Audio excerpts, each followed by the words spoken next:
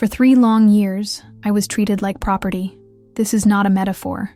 I was, in fact, someone else's property. My name was erased, replaced by a number. My body was just a tool. My will was irrelevant. And the cruelest thing of all, the one who put me in this captivity was the very one who had promised to love and protect me.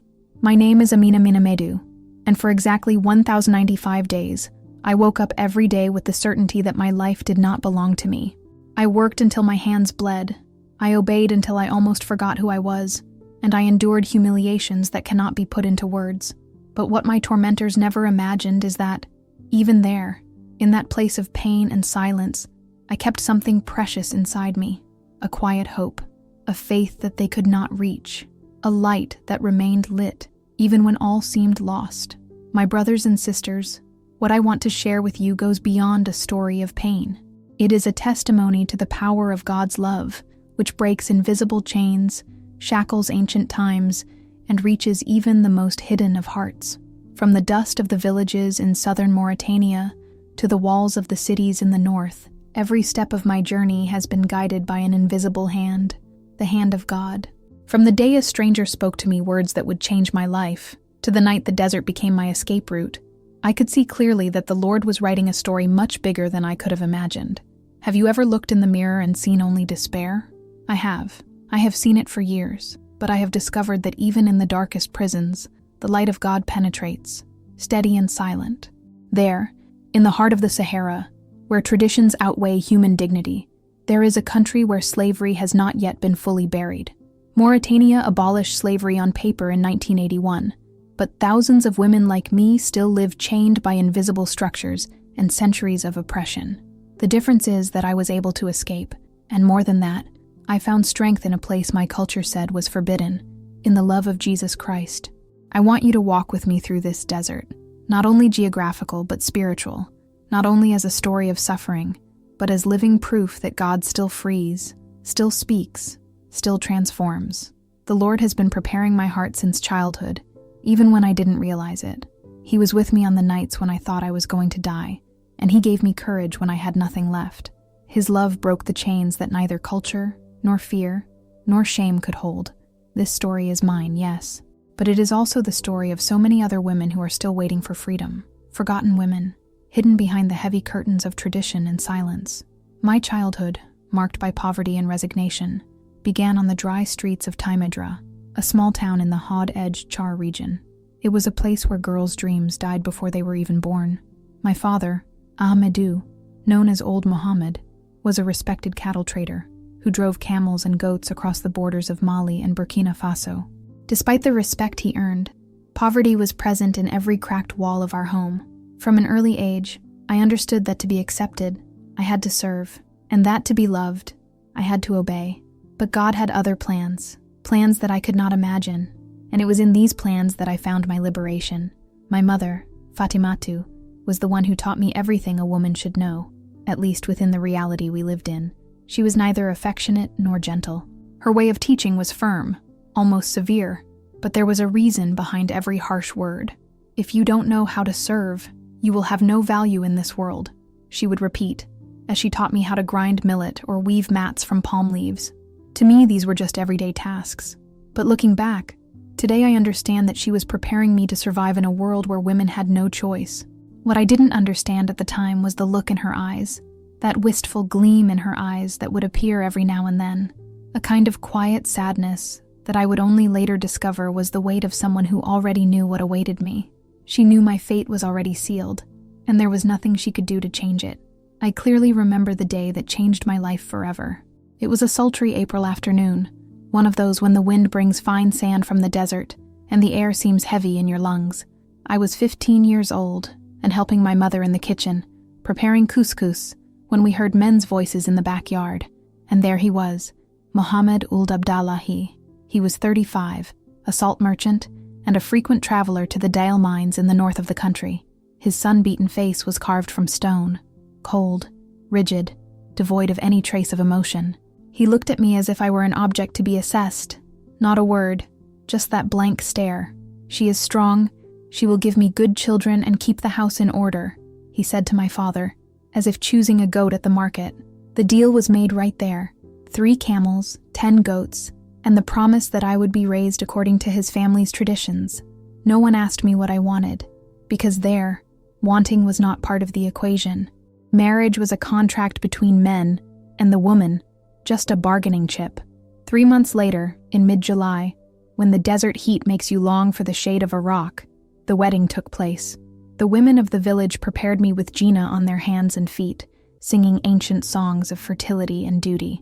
But as they celebrated, something inside me twisted.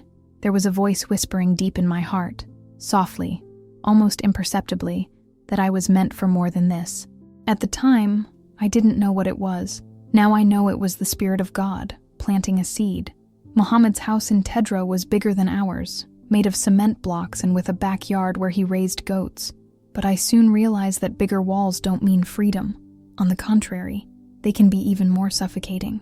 My new husband was a quiet and demanding man. He spent long periods traveling north to Tarich Chom, leaving me alone with his mother, Khadija, a woman aged by the hardships of life, who saw me only as a servant who needed to be molded.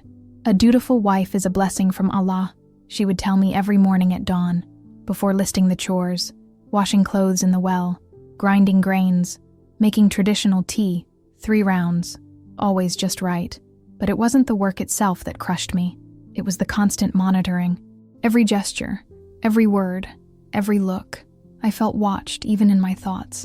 I had no one to talk to, no friends, no confidants, just responsibilities and the suffocating pressure of getting pregnant. For the first 2 years, my life was marked by an empty, silent routine. Muhammad would return from his travels with bags of salt, spices, and a growing frustration that I had not yet given him a child. And there, in the silence of that house where I was just another cog in the wheel of tradition, anguish began to grow within me. But there too, in the midst of despair, God began to speak to me in ways that I could not yet understand. During those difficult years, a new routine began to form. Visits to the village marabout. He was the local religious leader, an authority figure who offered solutions for everything, including for women like me who couldn't get pregnant. He gave me amulets wrapped in leather, filled with prayers written on scraps of paper, and infusions of bitter roots and leaves, promising that my womb would soon open. But with each month that hope turned to disappointment. The atmosphere at home grew more tense. Muhammad's silence grew heavier and heavier, and Khadija's gaze grew harder. It was during this time that I began to feel something that went beyond physical frustration. It was as if my soul was drying up from the inside. The 5 times a day prayers that had been part of my life since childhood now seemed like an automatic act. I said the words, made the gestures, but nothing reached my heart.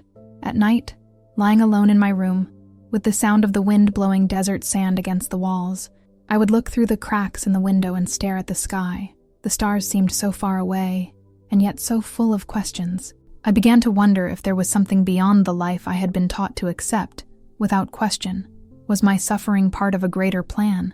Was there a purpose to the pain that accompanied me every day? I didn't know, but I felt, more and more strongly, that something was missing, something that no potion, no amulet, and no tradition could give me. It was in this climate of inner turmoil that an unexpected change occurred. In 2018, when I turned 20, Muhammad decided that we would move to Nima, a city near the border with Mali. He wanted to be closer to the trade routes he used to sell salt, spices, and fabrics. For me, the move was scary. I didn't know anyone, and everything that was familiar was left behind.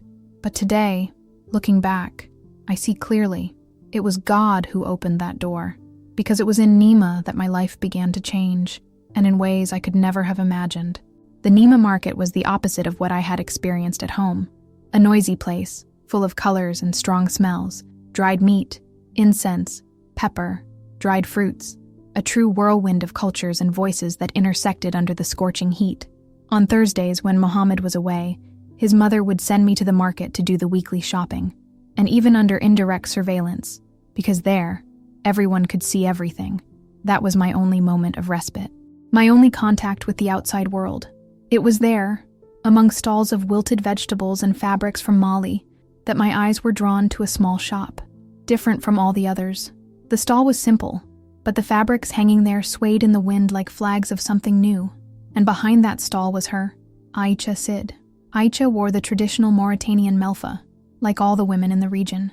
But there was something about her that caught my attention right away. a sparkle in her eyes, a peace that didn't match the hustle and bustle of that market. Her smile was light and genuine.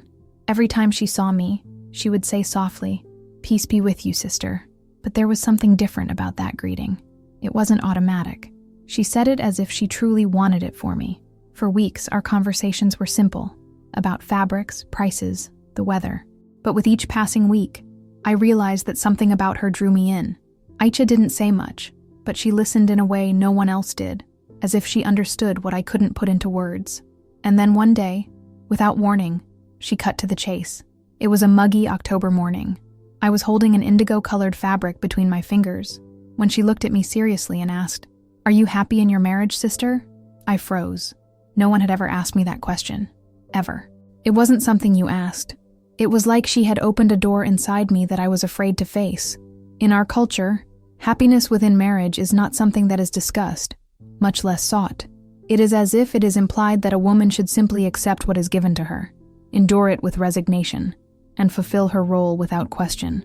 But there was something in Aicha's eyes on that muggy October morning that made me feel, for the first time, that perhaps it was safe to be honest. "I don't know what happiness is," I whispered, my eyes downcast.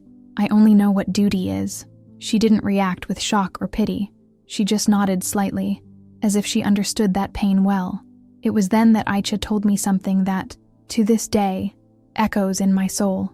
She came a little closer and said in a low voice, almost as if revealing a sacred secret, "Sister, there is someone who loves you. Really, someone who doesn't expect you to earn that love through suffering or blind obedience. He loved you before you were even born. His name is Jesse." I immediately associated the name with Isa, as we call Jesus in Islam, one of the revered but distant prophets. However, Aisha spoke of him in a completely different way, not as an unreachable prophet or a name in holy books, but as someone real, alive, present, as someone you could talk to. From that day on, my meetings with Aisha at the market became the highlight of my week. I looked forward to Thursdays with my heart racing, no longer for the fabrics, but for the words that gave me life. Each conversation with her was like a glass of ice water after crossing a desert, a relief for a thirst I didn't even know existed.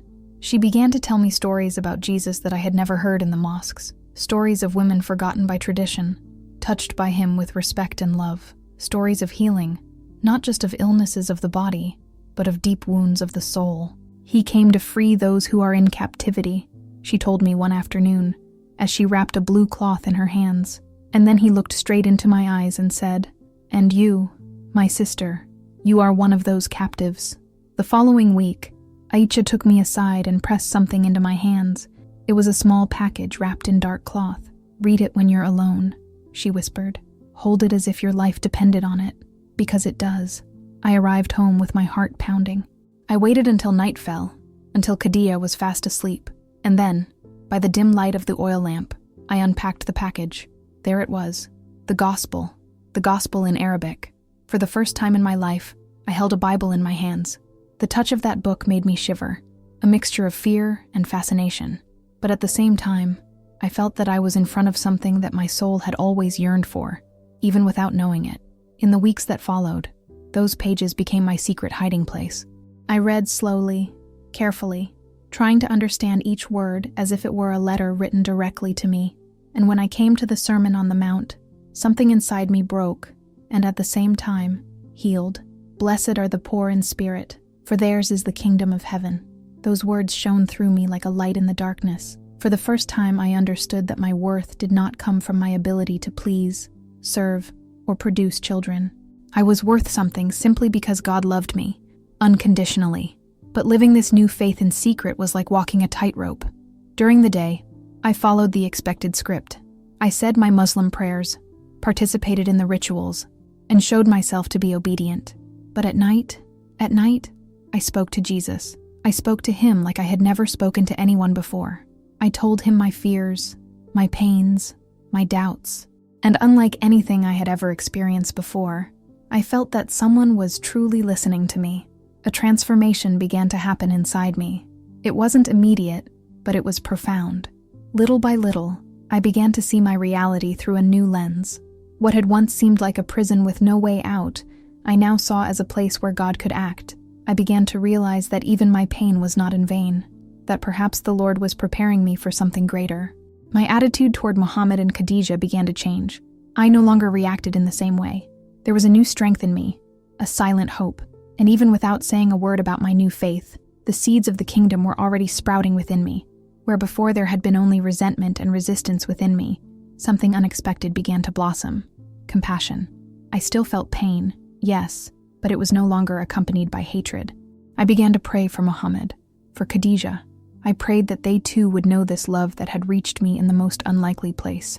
My greatest desire now was not only to escape that life, but to be able to freely worship the God who had captured my heart. I dreamed of the day when I could raise my hands without fear and say Jesus out loud. In the spring of 2019, the hot desert winds brought not only heat, but also an unexpected change.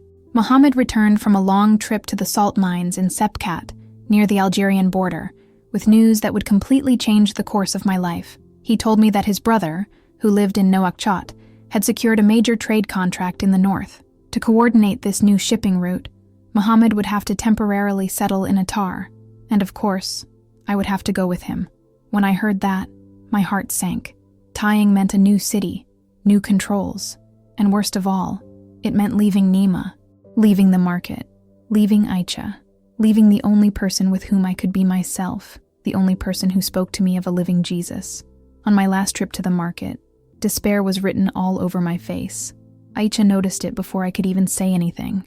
She held my hands tightly, looked into my eyes, and said tenderly, "Jesus is not bound by geography, my sister. He goes with you. Wherever you go, he will be there." She then gave me 2 gifts that I now consider sacred, a small cross carved from acacia wood, and a small book wrapped in cloth. It was a copy of the New Testament, in its entirety, in Arabic. "Hide these treasures as if your life depended on them," she said, "because it does, and never, ever forget, you are not alone." That night I returned home with tears in my eyes. I hid the New Testament in the false bottom of a trunk, a secret compartment I had discovered months earlier.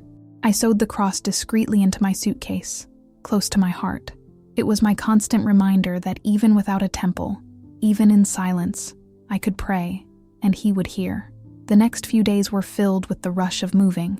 Muhammad was excited about the possibilities of the new business, and wanted everything ready before the summer trading season. The move to Attar took place at the end of April. The town was very different from Nima. The buildings were more robust, made of reddish sandstone, with date palms dotting the sidewalks, and an air of tradition that weighed heavily. Attar's dry beauty hid an even stronger conservatism. The Arab family who rented the house to us was deeply religious, and I quickly realized that my freedom would be even more restricted. There, my double life became an almost impossible burden to bear. During the day, I would follow the script. I would help Khadijah. I would say my prayers. I would avoid any cause for suspicion. But at night, I would seek refuge in the Word. I would read passages from the Gospel of John, sitting on the floor of my room, under the soft moonlight that streamed through the window. Those moments were all that kept me going. It was on one of those nights that danger knocked on the door. I was immersed in reading John 14. "Let not your hearts be troubled. Ye believe in God. Believe also in me." When I heard footsteps in the hallway, on reflex, I hid the book under my pillow and turned off the lamp. I lay down and pretended to be asleep. Muhammad came in and turned on the light. "What were you doing up?" he asked suspiciously. "I was just thirsty," I lied. But his eyes roamed the room, attentive. He knew there was something different, something hidden. And that night, even without saying anything, I understood that my faith was hanging by a thread. In the following weeks, his distrust grew. My movements began to be more closely watched. My loneliness, deeper, but still, my heart no longer belonged to that prison. It belonged to another kingdom, and I knew that sooner or later, God would open a door. He started asking questions. At first his tone was calm, almost casual, but I knew that look. He wanted to know more about my time in Nima, about who I talked to in the market, especially the women. Every answer I gave him was scrutinized as if he were trying to decipher a lie hidden between the lines. Khadijah, who had always been vigilant, had become practically my shadow. I couldn't take a step inside the house without feeling her eyes following me. The atmosphere became heavy, suffocating. It was as if the air had become thicker, harder to breathe. Something told me that discovery was only a matter of time, and that time has come. It was a muggy June night, almost unbreathable, even after sunset. The desert heat seemed to emanate from the very walls of the house. Mohammed was supposed to be away, but he had returned 3 days early, without warning. I was in my room, believing I was alone, reading one of the most precious passages to me, the Beatitudes in the Gospel of Matthew. "Blessed are those who mourn, for they shall be comforted." I read these words softly, almost like a prayer. That's when I heard the footsteps, heavy, determined. I didn't have time. I only managed to push the New Testament under the pillow, but part of it was still exposed. The door opened violently. Mohammed entered with a somber expression, as if he already knew what he was going to find.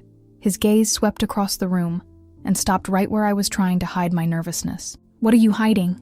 he asked with a chilling calm.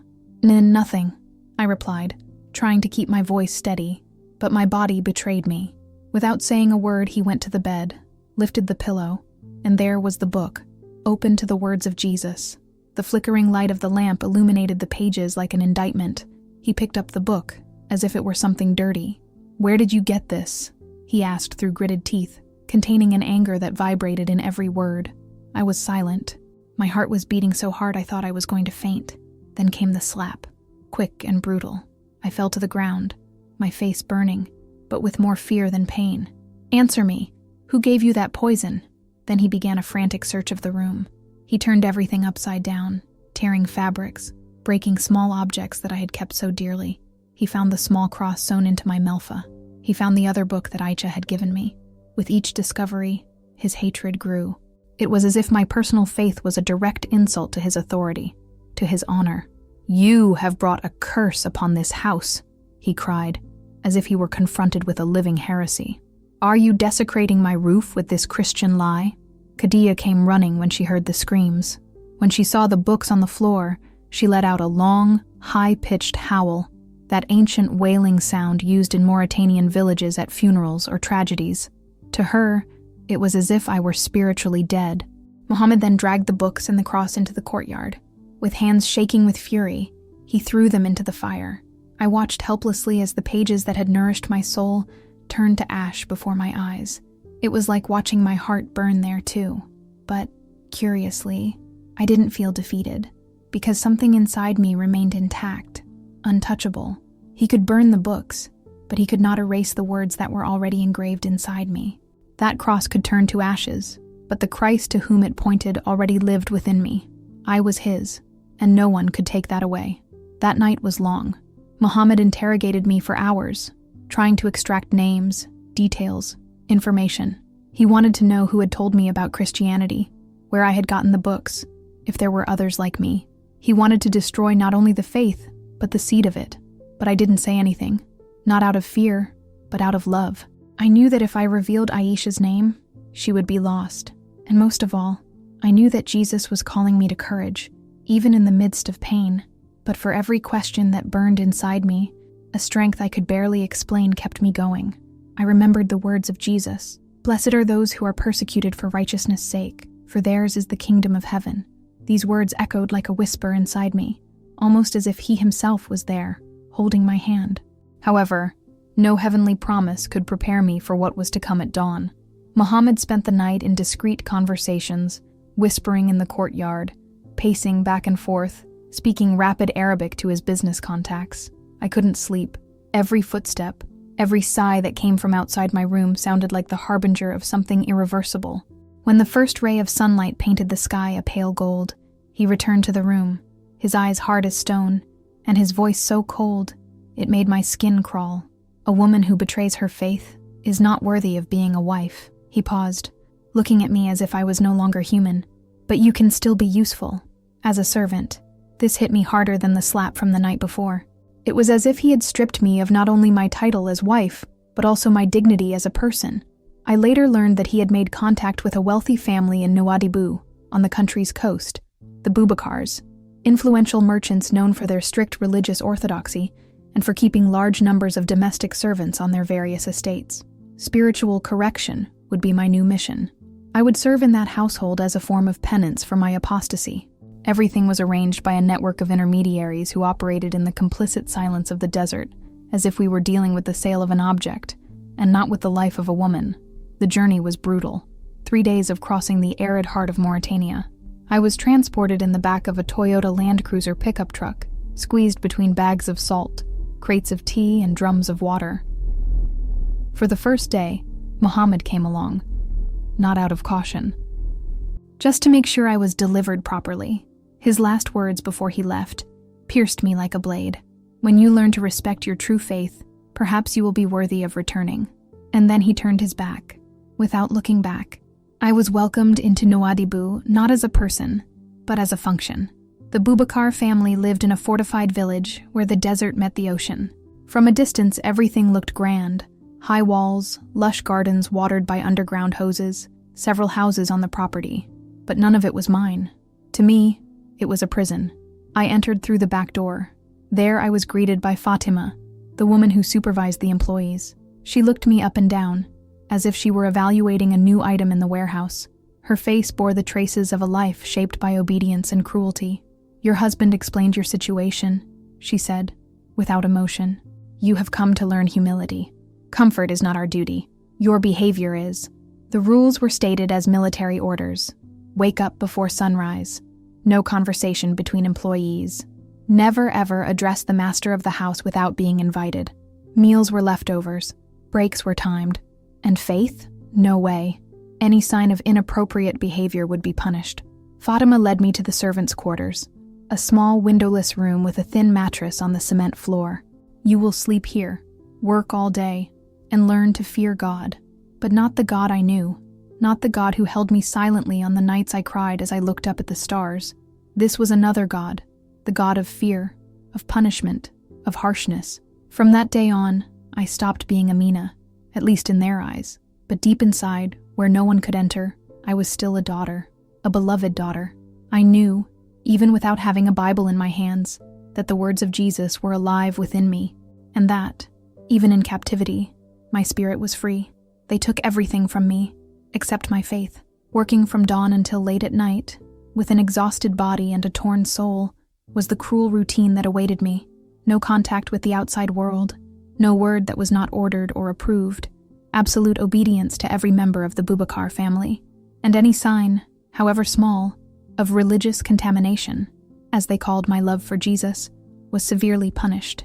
The servants' quarters were in the basement of the villa, a dark, stuffy cubicle with no windows, where sunlight never penetrated, and the ventilation barely managed to renew the air so that we could breathe. I shared a tiny space, no bigger than a closet, with 2 other women. Mariam, a young woman sold to pay off debts that weren't even hers, and Khadija, an older woman with a story so painful that she never had the strength to tell it all.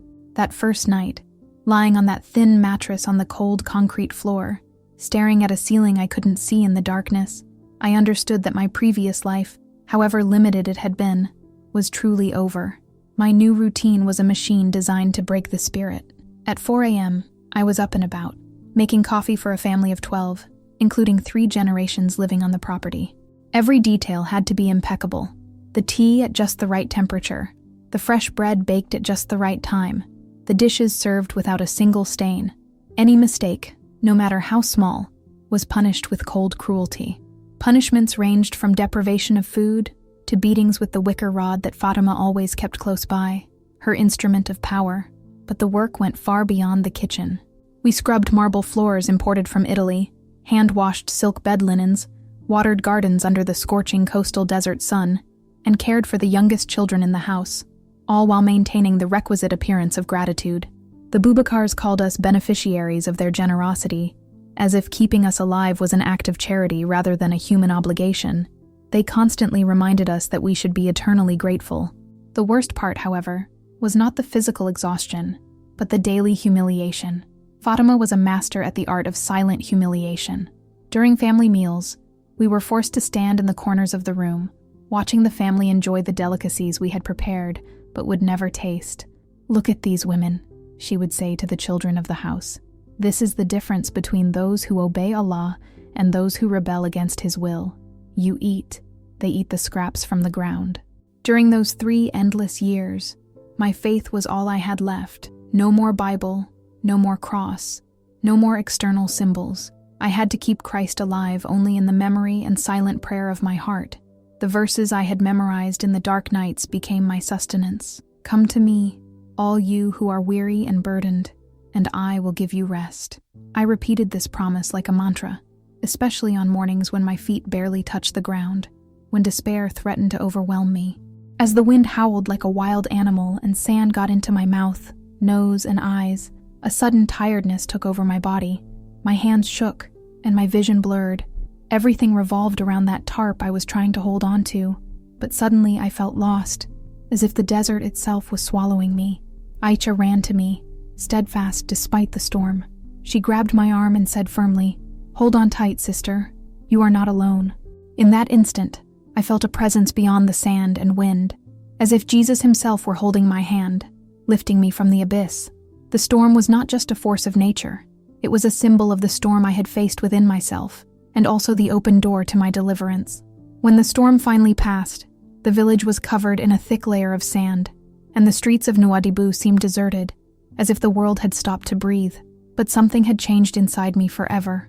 Aicha and I began to exchange words in secret, confiding in each other as sisters in Christ, cultivating a flame of hope amid the darkness.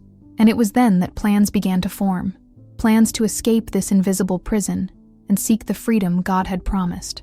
The sound of hooves echoed like music in the stillness of the night, a call to salvation. I staggered to my feet and waved timidly at the approaching caravan, hoping they were not hostile. Faces covered in indigo cloths appeared from the dust, and one of the men, the oldest, quickly dismounted and approached me. "Are you okay?" he asked with a thick accent, but an unexpected kindness in his eyes. With difficulty, I managed to explain my situation, although my words were slurred by exhaustion. "You are brave," he said, his tone respectful. "The desert does not forgive those who are unprepared." He offered me water from a leather water skin, and the simple act of drinking was a balm to my wounded body. The caravan was not headed to Nima, but to a distant oasis, a place where the edges of the desert blended with the shores of life, a refuge for those who needed to start over. Without any alternatives, I agreed to follow them, embracing that uncertain journey as a new chapter of hope. In those following days, among the dunes and under an infinite sky, my prayers were like an invisible shield, protecting my heart from the fears that insisted on lurking around. Each night, as the campfire cast dancing shadows, I whispered the words of the memorized gospel, feeling Jesus' presence closer than ever, not as a distant prophet, but as a faithful friend who never abandons. And so, the escape that began in the sandstorm became a path of rebirth, guided by the light that, even in the darkest hours, never goes out. At the head of the small caravan walked an elderly man, his weather-beaten face partially hidden by a thick mustache. It was Musa Aginufa, a Tuareg who seemed to carry the wisdom of a lifetime of struggling against the harsh realities of the desert.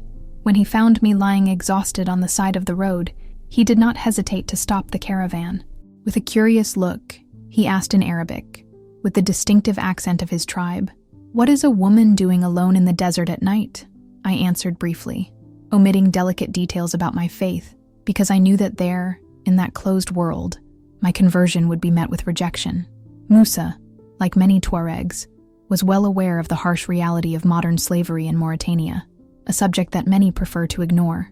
"The desert does not spare the weak," he said, offering me a sip of water from his leather gueba, "but it also does not abandon those who seek justice." Moussa was heading toward Mali with his caravan, carrying salt and dates to trade in the markets of Gao.